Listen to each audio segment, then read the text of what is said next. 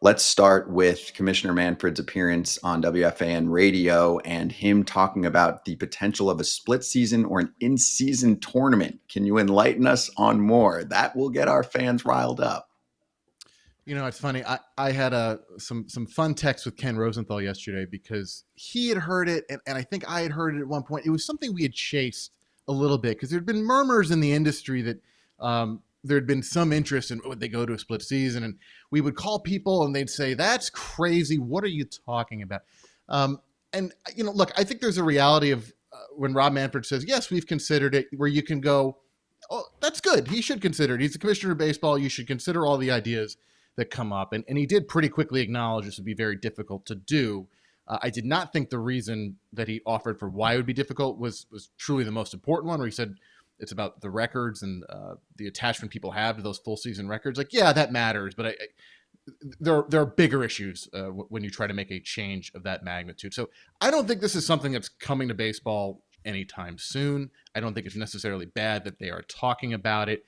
I do think MLB and Rob Manfred have a habit of kind of wanting to follow, particularly the NBA.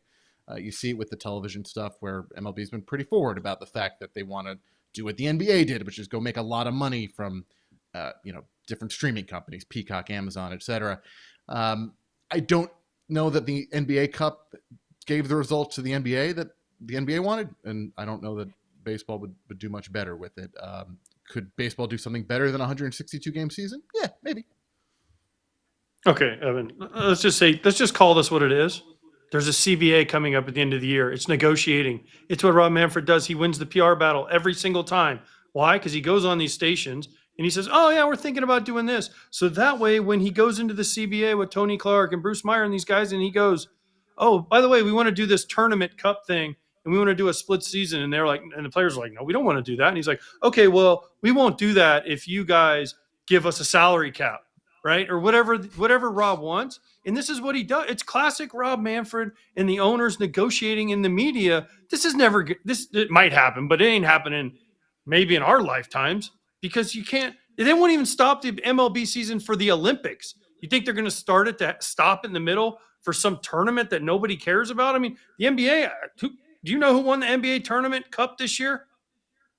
I think I actually do, and I really don't follow the NBA closely. I think it was the Knicks, and the only reason I would know that is because I was a Knicks fan as a kid. But okay, yeah, I have no idea. I take your point generally. I think it is very true that Rob Manfred likes to float trial balloons.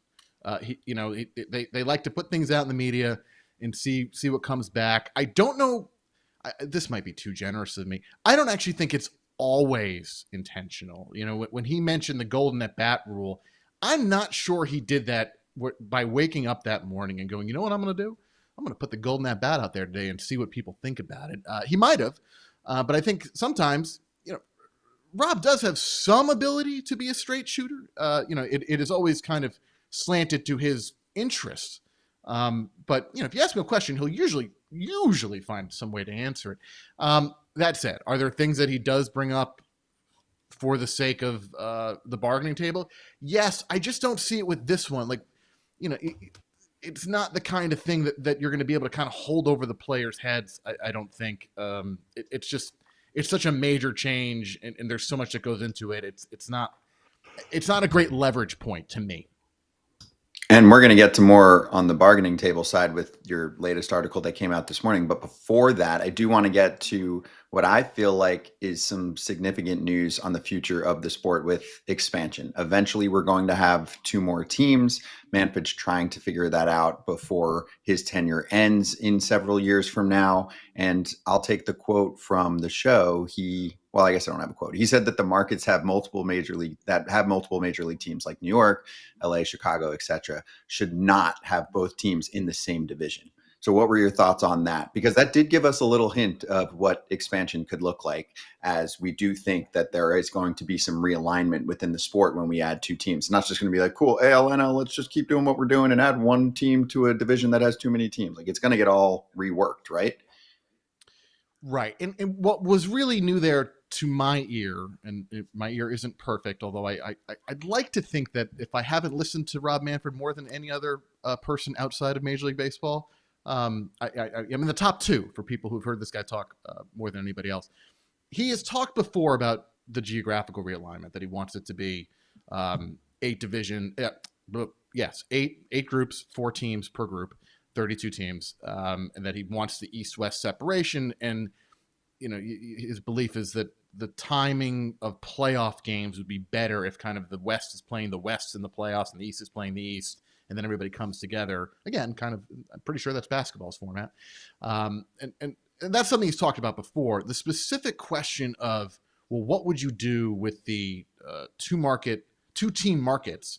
The New Yorks, the LAs, I think DC and Baltimore qualify. Chicago. Would you put them in the same division or not, so that the Mets and the Yankees are in the same division? And his answer was no, which I don't believe I'd heard him answer that question before. And so, and that grabbed me. And I usually think if it grabs me, it'll be of interest to other people. So that was the new part of it. There's many steps before this all gets done. They got to choose the expansion cities. They got to get the stadiums built. This is years away, but they do have a vision of what they want to do.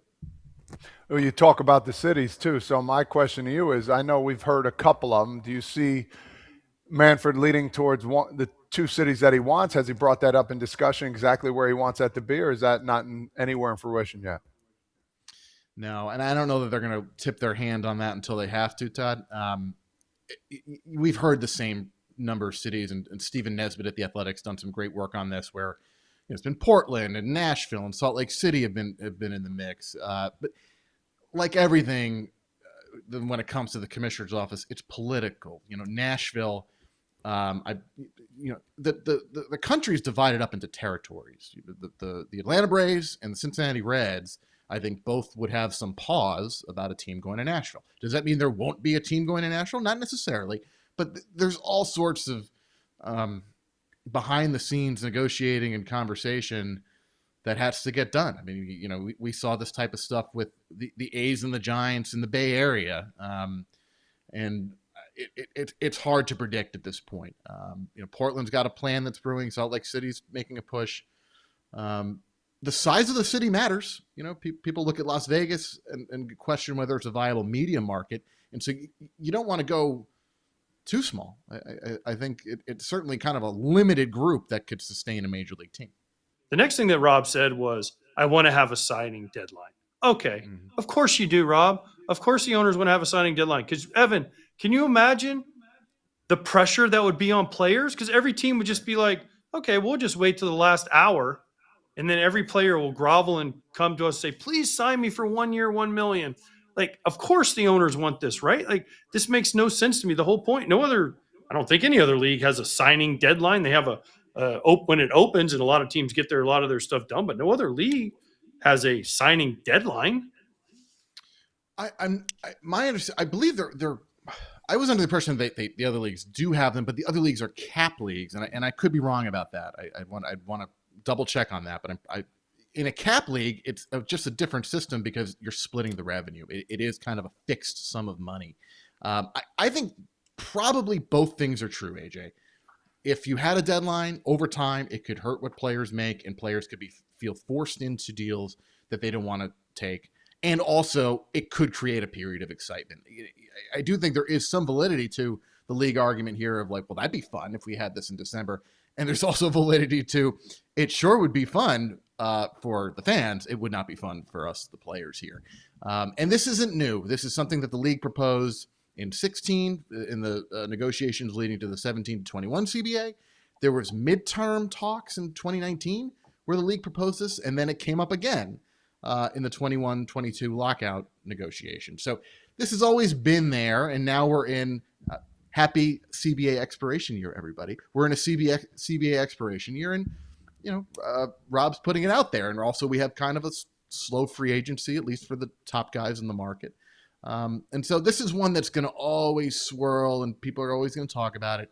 And I don't ever see it changing in baseball unless you end up in a very different economic structure, and we're gonna have all year to talk about that, and then probably into 27 as well.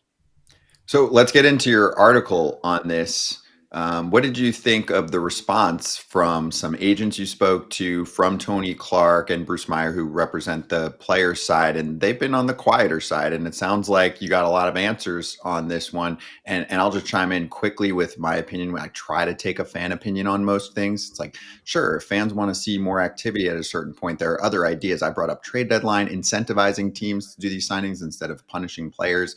So the bullshit problem I have is, if you really cared, wouldn't you create it for an incentive-based program to say, hey, if you sign a guy by this amount of time at this rate, you'll get an extra pick or something? That's the way to spur growth and actually have both sides give a crap. So that's where I call the BS meter. Right, and the union has pointed out, going back years, there was a statement that Bruce Meyer, who's now the deputy director of the union, gave in 2019 when this was proposed. That was, we have tried to offer other forms of incentivizing teams to sign. The league doesn't want to do it, and I believe that the idea of a trading deadline has always been, the league is not interested in that unless it comes along with a free agent deadline. So you're right on those fronts. One of the things Rob was asked on the radio, this was a radio interview on WFAN that spurred all this yesterday, was, what are the players thinking about this? And Rob made the argument that they think it's bad for their salaries and said, but I don't really buy that. He was pretty dismissive of it. And Tony Clark batted back with a pretty forceful statement that the league is making a massive miscalculation if they're going to attempt to kind of blow up the system that has produced good success for the league and over recent years, but also over time. And so Clark had a forceful quote the day before. Brent Rooker on Twitter, on X, said it was one of the most anti-player ideas that exists. So he swatted it down. Scott Boras also said it's bad for players. Joel Wolf, who's another prominent agent, he's the head of baseball at Wasserman, and he's got Yamamoto and Roki Sasaki. He drew a comparison to the international system, where he has seen some fruits and benefits of the deadline system working well. But, he even offered kind of this key question of, okay, what if a guy doesn't sign? If you have the deadline, whatever date you want, what then happens to someone who says, none of these offers are good enough for me? Are you sitting? I don't think anybody thinks the end result should be that guys sit out, but that's an unanswered question of what happens to those guys here. So, it's, as 98% of the stories I do and the questions we discussed when I come on with you guys it's about money, and the players believe this would hurt their income, and I think they have reason to believe that. Take the salary cap out of this whole situation, right? So my question to you is, for both sides, what is the most important thing that MLB wants to get out of this CBA, and what's the most important thing the players want to get out of this besides salary cap? What do you think is next? I'm going to be a little facetious and think I just said it. It's money, right? Yeah, Todd? all right. That's what but look, I think the key on the owner side, besides the salary cap, the kind of the underlying thing here, is the media rights in baseball. What Manfred wants to do is take the control of the local television rights. All the 30 teams right now control what they do with, the majority of their games. MLB sells like the Sunday night package, whatever. But, if you're a Yankees fan watching on the Yes Network, the Yankees decide to partner with the Yes Network, which they own, but that's their decision. Rob wants that to be his decision, his office's decision. And with the kind of decline of RSNs, he would envision a world where I think more TV money is shared. Big market teams don't like that.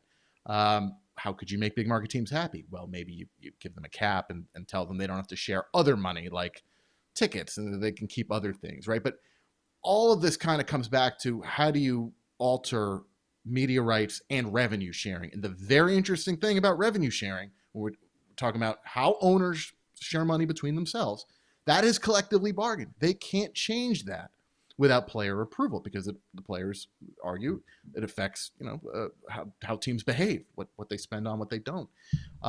So the media stuff, this boring stuff that happened a couple of years ago with bankruptcy with Diamond Sports Group, which is now Main Street Sports Group, which MLB's 9 teams that are broadcast by that company have now cut ties with temporarily while they renegotiate deals.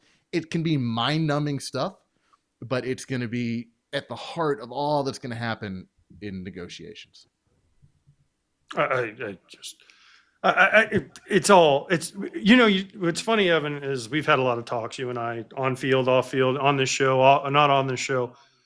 Everything you've said though is so pro owners, right? The players, like what are the players want? Okay. Right. And when you say, yes, Manfred is getting his dream come true by this RSN's folding. Now he has control. He controls the pregame. He controls who the announcers are. He controls all this stuff, the money flow, where it comes and goes. But the real question for me is, how do you, if you're Rob Manfred, tell the Yankees, the Cubs, the Mets, the teams that have their own network, right? That, hey, guess what, guys? We're cutting you from the Dodgers. They're making 300 or whatever million a year off Sportsnet LA, right? Hey, LA, you know what? You're making 300. We're going to cut you back to 200. And Pirates, you only get 50 million. Isn't that kind of the same thing that they already have? How is he going to get all 30 owners? Because everything they do, let's not forget, Evan, is always unanimous. Every vote, unanimous. All 30 owners voted for things, right? So how do you get 30 owners to say, well, I'm going to have to take less money so I can give it? It's basically revenue sharing, but just in a different way. Right, and I'll nitpick one thing you said about it, not pro owner so much as this is from the ownership perspective, which I think the reality of this round of bargaining compared to the last one, AJ, the players were so angry for really that whole previous CBA. Back in 2019, they were angry. In 2020, they were angry, and then we go into the lockout in 21. This time around, the pendulum's kind of swung the other way, where it has been management, the owners who at Manfred's office, who are saying, these are the issues that we want to address here. We know generally what the players want, right? They want to get younger players paid more. They want to, raise the CBT, loosen restrictions on the market. Things that are always true will again be true here. They did a great job last time with service time manipulation. There were some things that I think were genuinely achieved in the last CBA here. Rob, as you point out, has a big owner versus owner problem here, which is one of the reasons why the idea of a cap is kind of not unfathomable, but like you got to get your owners on board. You got to find a floor that's agreeable for your small market owners. You got to find a ceiling that your large market owners are okay with, and then at the end of it, you got to get all the players involved to approve it. Right there, the battle for MLB very often isn't. We know this historically is not just the players. It can often be worse internally, and this big market, small market divide, the difference between the TV money that the Dodgers have and the small market teams with FanDuel Sports Network have, is a big bridge that Manfred's got to find a way to get across. And you've got to find a way to get across it that the players will find palatable. And I got to tell you, Rob Manfred makes a lot of money. That is not an enviable position to be in. That is a very difficult task. And I'm truly curious what system he settles on. Assuming they don't end up getting a cap, okay, what does it look like? What is the major change to that media rights system you can make that the owners can agree on and that the players will say, okay, we believe this will still spur competition? Because the one thing that the players don't want is all the money being centralized. Because then if you're getting a big check no matter what you do as a team, why are you going to spend? It's a really fascinating problem if you step back. I love it. I agree. It's almost the game inside the game. It's why I love reading what you put out there. So that leads me to my next question. I think probably the last notable thing from the interview with Manfred on WFAN, he called out the lockout negativity. So the quote, and I'll do a direct one this time, I found it. I do think there has been a rush to negativity by a lot of the media that covers our sport. You sure about that? I mean, are we wrong? Are you wrong? And I don't think we're just getting up here and screaming, oh, everything sucks. This sucks. But I think it's pretty clear that if you pay attention to the sport, the two sides are not best friends. They're not partners, as the NBA calls their players. And there happened to be a shouting match a few months ago between one of the faces of the sport and the commissioner of the sport amongst his meetings with teams about the salary cap. So your thoughts on the negativity? I consider you media. I consider us media. Do you think we're being too negative about what's coming up in 11 months? No, and I think this expression that I'm making now is what it prompted in me when I heard it yesterday. It's like it's a little bit of an eye roll and a chuckle. You know, Rob Manfred does what he thinks he needs to do to further the owner's interests. Sometimes that's walking right up to the line of saying he wants a salary cap, that walking right up to the line of saying he expects a lockout without saying directly he expects a lockout. It's a new norm in sports, but doesn't say I'm going to lock out the players, right? And then, kind of turns around and blames the media when people write about these things. It is what it is. I don't know how else to put it. I don't think the media is covering this improperly. I think there's a ton to explore here. There's stuff we just talked about that I haven't written about in recent time. Plan to. It's never ending, and the league kind of wants it both ways. I think both sides want it both ways at times, frankly, where it's how dare you talk about this, and then a week later, well, we're going to talk about it. It's like, okay, it's always easy to blame the media, but I don't spend my time thinking about that one. It's so fun. It's so easy. You're right. Although the media does have a response and it's here right now. We're not representing everyone, but we can chime in. We can reply to what is said. So yes, I agree. We're on the same page with that one. Last one I have for you is the big news that popped up over the past 24 hours with Tarik Skubal. So I wanted to know your thoughts on how crazy the number exchange difference was and how that affects everything. We were talking about the arbitration system, and you can speak to this better than I can, but I know at some point last go around during the CBA, they were trying to essentially eliminate this and turn it into a numbers-based system, which was rejected. So I am fascinated for the battle and wish that we could live stream Skubal in court against the Tigers, 19 versus 32 mil. Not to reveal too many of my texts to Ken Rosenthal, but I think I texted him. That is all caps fun. Speaking about the difference between the two, it is very interesting. One of the things that's happened in arbitration over time is that I think MLB's looked at it to some degree as a tool by which players can raise salaries, rightfully, and a lot of teams don't want to go to it anymore, and a lot of agents don't want to take players to it. Somebody made an interesting point to me in the last, couple months, that agents in the union aren't always aligned on the value of going to a hearing. Because if you're the agent, you take a player to a hearing, or you kind of support the idea of going to the hearing, and the player loses the hearing, well, they might fire you, right? But whereas the union's interest is collectively, the more times you go to these hearings, maybe the better shot, you more quickly raise the salaries. So it's a battleground area. It is always, and I don't mean just inside these arbitration hearings. I mean, even inside the decision to go.